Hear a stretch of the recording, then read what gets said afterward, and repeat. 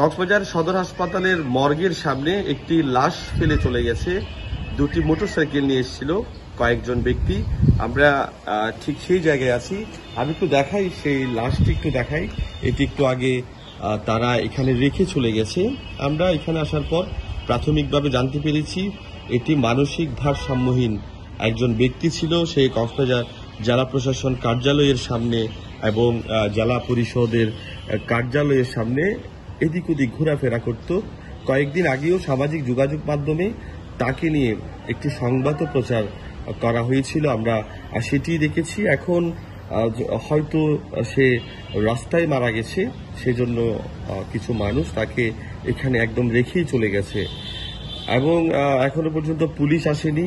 Police এসে হয়তো তার মৃত্যু সনদ দিয়ে তার মৃত্যু সনদ কক্সবাজার সদর হাসপাতাল থেকে সংগ্রহ করে দেয়া হবে।